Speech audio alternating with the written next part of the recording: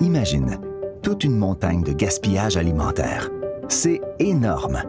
Quand nous jetons de la nourriture au lieu de la manger, nous générons des déchets alimentaires.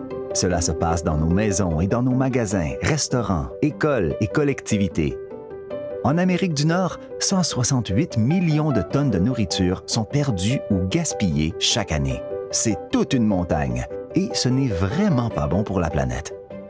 Quand nous gaspillons des aliments, nous gaspillons aussi toutes les ressources qui ont servi à les cultiver, à les transporter, à les vendre et à les préparer.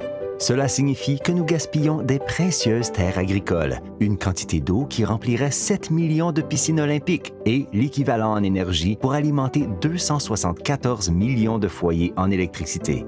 Même si nous arrivons à en composter une partie, nous envoyons chaque année l'équivalent de 13 stades de football de gaspillage alimentaire vers des sites d'enfouissement. Dans ces sites, ces déchets rejettent du méthane, un puissant gaz à effet de serre qui contribue au changement climatique.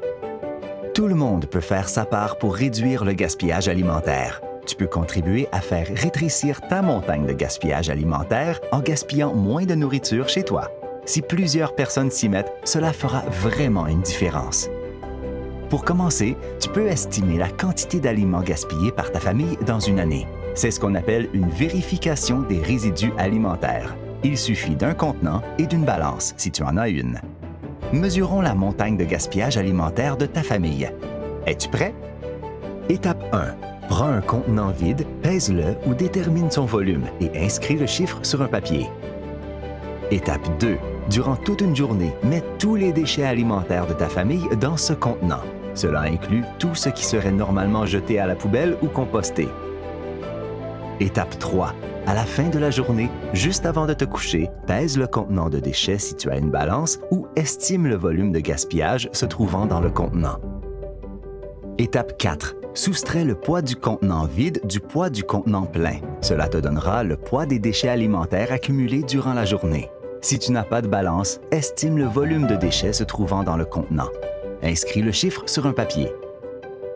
Étape 5. Multiplie le poids ou le volume des déchets alimentaires quotidiens de ta famille par 365. Voilà, c'est une estimation de la quantité de déchets alimentaires générés par ta famille en une année.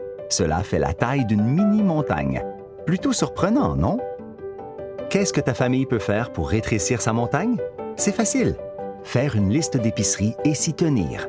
Stocker les aliments au bon endroit afin d'éviter qu'ils se détériorent. S'assurer que les assiettes sont vides à la fin de chaque repas. Garder les restes pour les manger plus tard ou les donner à des amis.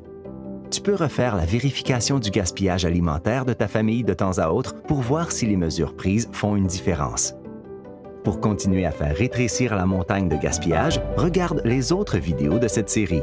Et n'oublie pas de télécharger la trousse d'action anti-gaspillage pour en savoir plus sur le gaspillage alimentaire et pour récolter et partager des badges. Réduisons ensemble la montagne de gaspillage alimentaire. Sauvons les aliments. Sauvons la planète.